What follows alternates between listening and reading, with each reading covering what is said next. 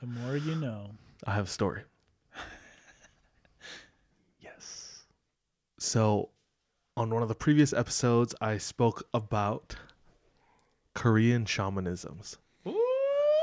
And this woman comes from LA, and she is full Korean, as is her family. And this is her experience. As a little girl, she remembers having the typical family gatherings, and they were somewhat stooped in American traditions, because they remember, or she remembers, certain people being there, and she knew that some of them were her cousins and her aunts and uncles that they only really saw at these family gatherings.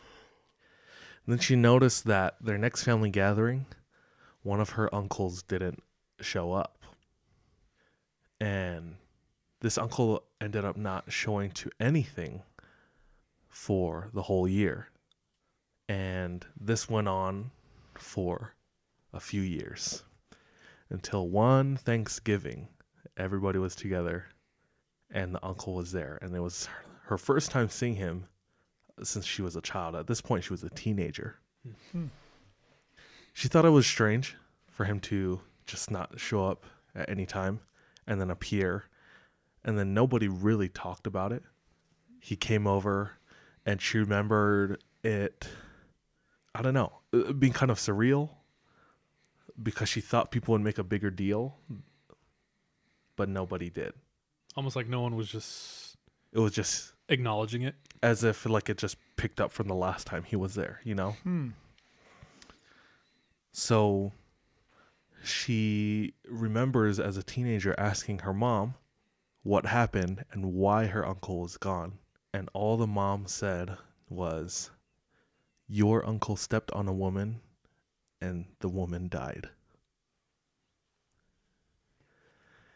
And she took that and sat with it for a long time. Until in her, I want to say mid-20s, so at least 10 or so years later, she thought of that experience again, and she decided to investigate. So she opens up her laptop, she goes to Google, and she searches her uncle's name.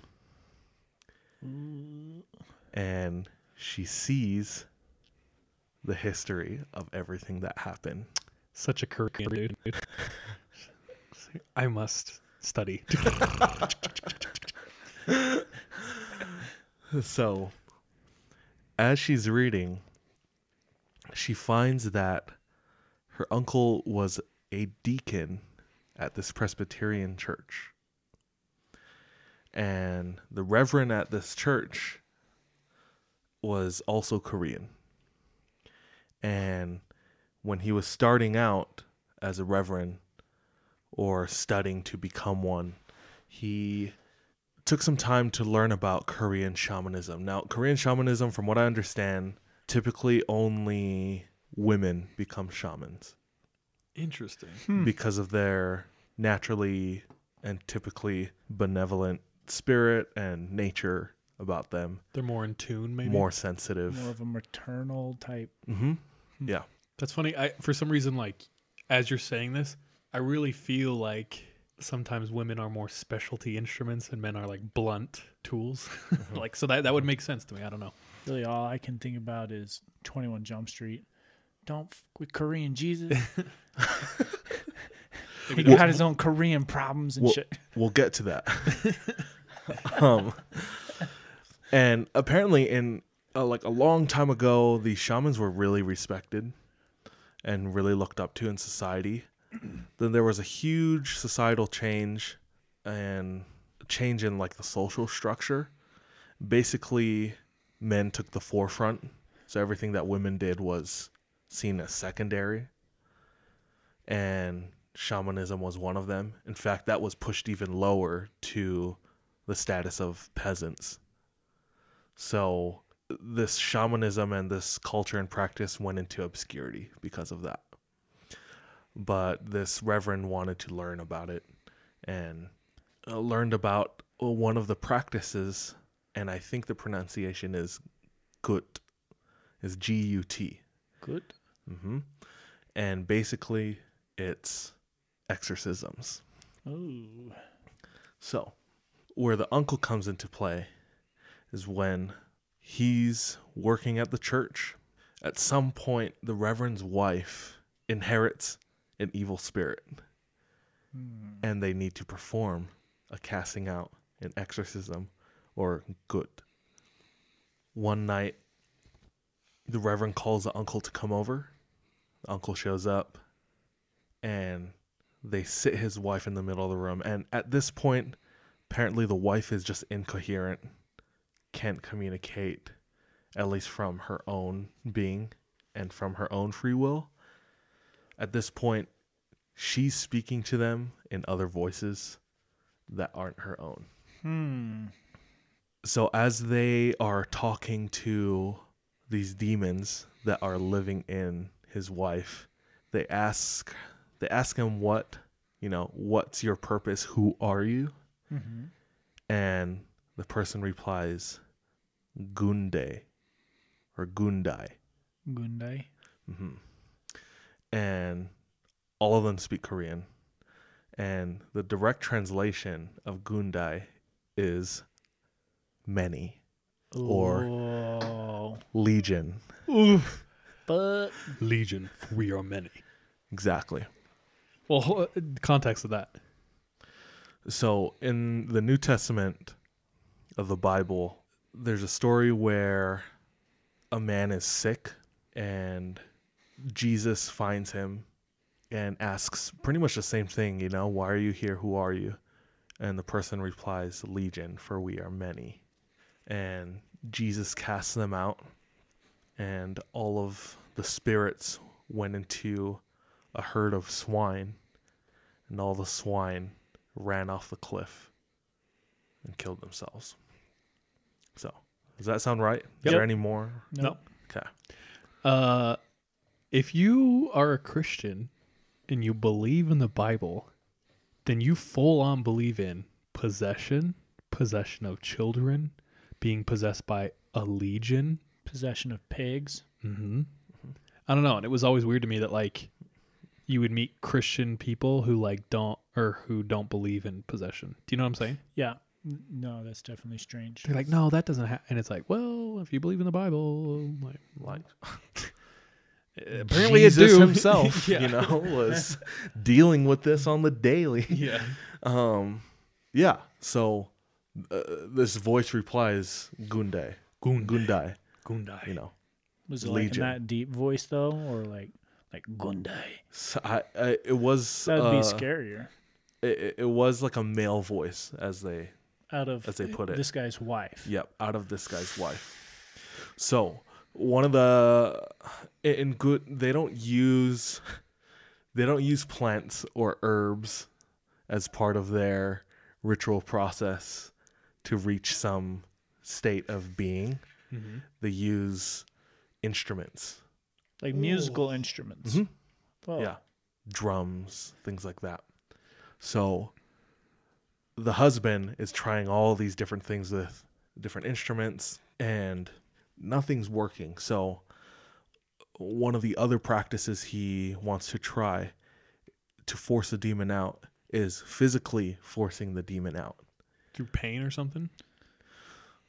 Not necessarily, but they would basically what they eventually did was they laid her out. So she was laying down flat on her back.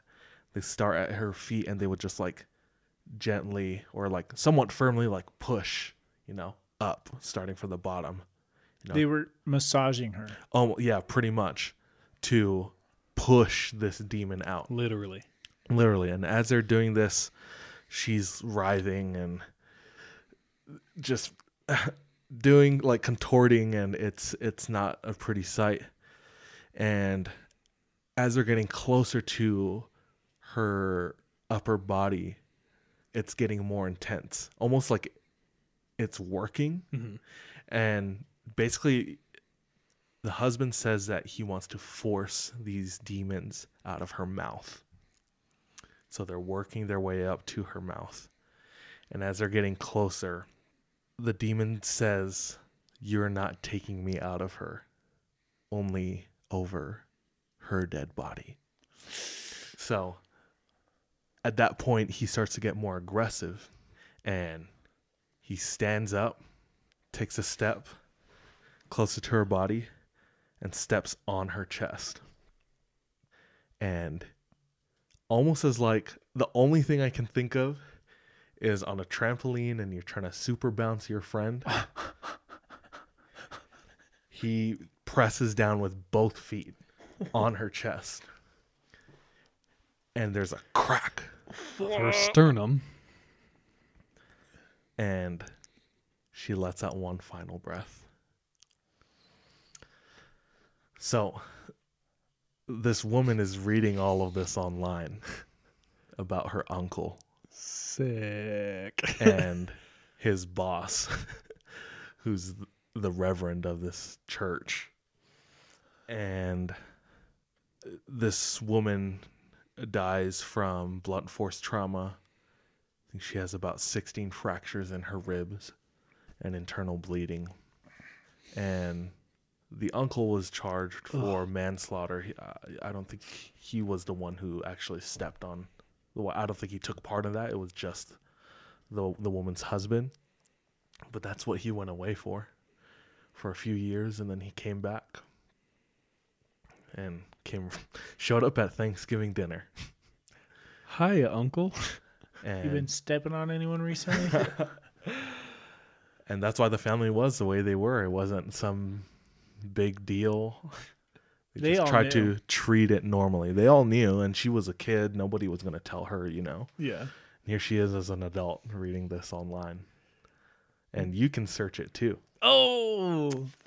The woman who unfortunately passed away, her name is Kyung Jae Chung. I could probably be butchering the pronunciation, but it's KYUNGJAECHUNG. And I think she was in her 50s at the time when all of that happened. Husband was the same age, and they had, I think, 2 kids. Oh, gosh. That's Yeah. heavy. That is heavy. So I was thinking back to family functions and thinking about extended family, people that I knew who were notably different. And I think they're all good. But stay alert. This reminds me of the family reunions before I grew my beard, and then afterwards, where everyone thought that I had something wrong and started doing drugs and everything because I grew a beard. Damn, bro. That's like quite a jump to For a like conclusion. a straight year, is like, oh man, you looked way better without. Like, you should get rid of it. Be like, I have a suggestion. Eat a dick, grandma. She's dead. When I Eat a ghost dick, grandma. when I told my mom that I wasn't going to go to school anymore, I wasn't going to go to college anymore, Yeah, what's the most disappointed your parents have been in you? No, I'm just kidding. Sorry. she literally thought that I was like getting into drugs or something. Oh. And then there I was in that Wendy's So, with a sprained Crutching ankle, along. crutches.